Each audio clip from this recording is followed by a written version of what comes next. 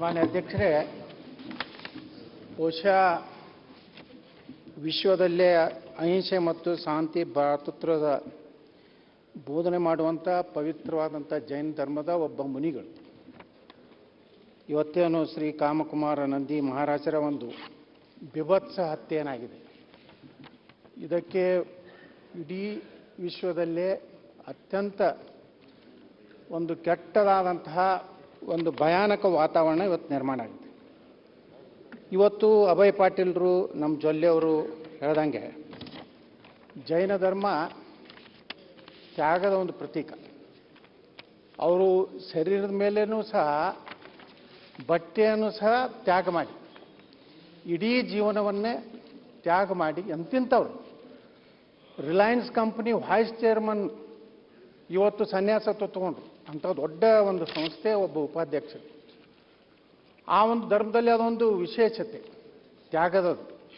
ಇವತ್ತು ಇಂಥ ಒಂದು ಘಟನೆ ಆದಾಗ ಇಡೀ ರಾಜ್ಯದಲ್ಲಿ ಇವತ್ತು ಕರ್ನಾಟಕಕ್ಕೆ ಒಂದು ಕಳಂಕ ಬರುವಂಥ ಒಂದು ಪರಿಸ್ಥಿತಿ ನಿರ್ಮಾಣ ಆಗಿದೆ.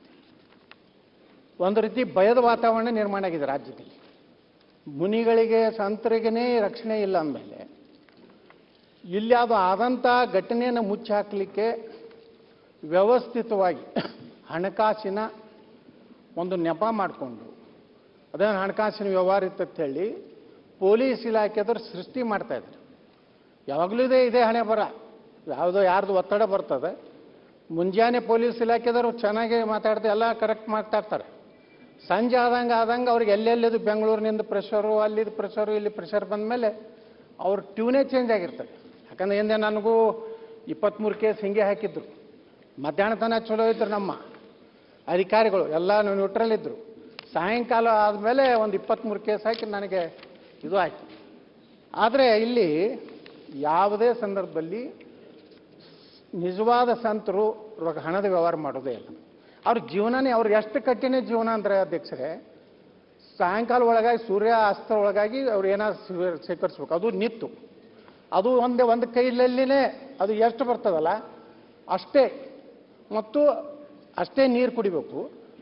ಆ ಟೈಮ್ನಲ್ಲಿ ಅವರೇನು ಆಹಾರವನ್ನು ಸೇವನೆ ಮಾಡೋ ಟೈಮ್ನಲ್ಲಿ ಏನಾದರೂ ಒಂದು ಯಾವುದಾದ್ರೂ ಅಳುವಿನ ಶಬ್ದ, ಯಾವುದಾದ್ರೂ ಒಂದು ಅಪಶಕುನ ಅನ್ನಿಸ್ತದ್ರೆ ಅದನ್ನು ಬಿಟ್ಟುಬಿಡ್ತಾರೆ.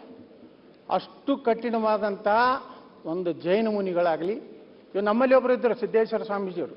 ಅವರು ಎಂದೂ ಯಾವುದೂ ಅಪೇಕ್ಷೆ ಮಾಡಲಿಲ್ಲ, ಯಾವುದೇ ಸಂಸ್ಥೆಗಳ ಎದುರಿಗೂ ಜವಾಬ್ದಾರಿ ಇರಲಿಲ್ಲ. ಈ ರೀತಿಯವ್ರಿಗೆ ಇವತ್ತೇನಾಗಿದೆ, ಇವತ್ತು ಇತ್ತೀತಲಾಗಿ ಒಂದು ರೀತಿ ಒಂದು ಭಯದ ವಾತಾವರಣ ಈ ರಾಜ್ಯದಲ್ಲಿ ನಿರ್ಮಾಣ ಆಗ್ತಾ ಇದೆ.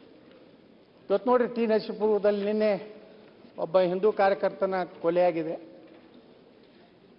ಏನು ಹನುಮ ಜಯಂತಿಯ ಸಲುವಾಗಿ. ಈ ಸರ್ಕಾರ ಬಂದ ಮೇಲೆ ಎಲ್ಲೆಲ್ಲೂ ಪಾಕಿಸ್ತಾನ ಧ್ವಜ ಹಾರಾಡ್ತಾ ಇದೆ.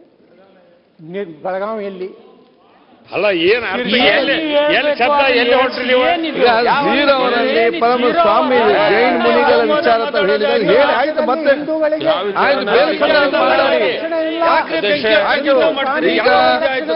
ನೀನ್ ನೋಡಿ, ವಾತಾವರಣದಲ್ಲಿ ಜೀವನ ಮಾಡೋ ಪರಮ ಪೂಜ್ಯ ಜೈನ ಮುನಿಗಳ ವಿಚಾರ ಇಟ್ಟುಕೊಂಡು ತಾವು ತಮ್ಮ ರಾಜಕೀಯವಾಗಿ ಮಾತಾಡಬೇಡ.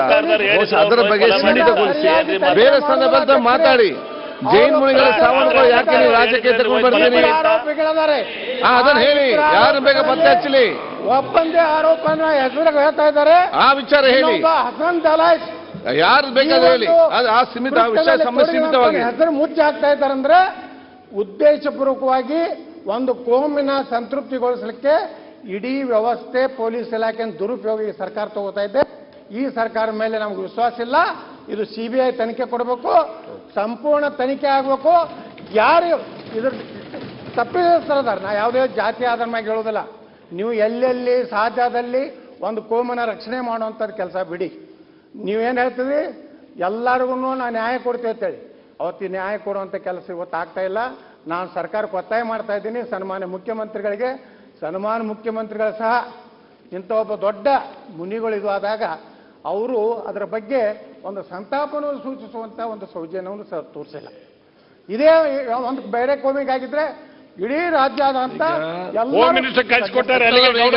ಅಧ್ಯಕ್ಷರೇ, CM ಅವರು ಈಗ ಪರಂ ಪೂಜ್ಯ ಜೈನ್ ಮುನಿ ಸ್ವಾಮೀಜಿ ಅವರ ಸಾವಿನಲ್ಲಿ ಯಾರೆಲ್ಲ ಇದ್ದಾರೆ, ಏನಾಗಿದೆ, ತನಿಖೆ ಎಲ್ಲ ಕೂಡ ಕೇಳಿ. ಮುನಿಗಳಿಗೆ ಪರಮ ಸ್ವಾಮಿ ಜೈನ ಸ್ವಾಮೀಜಿ ಸಾವು ನಡೆದು ರಾಜ್ಯಕ್ಕೆ ಮಾಡ್ಲಿಕ್ಕೆ ಹೋಗಬೇಡಿ, ಅದು ಸರಿ. ರಕ್ಷಾ ಕಾರ್ಯಕರ್ತರಿಗೆ ನೀವು ರಕ್ಷಣೆ ಕೊಡುವಂತ ಕೆಲಸ ಆಗ್ಬೇಕಂತ ನಾನು ಆಗ್ರಹ ಮಾಡ್ತೀನಿ. ಸರಿ.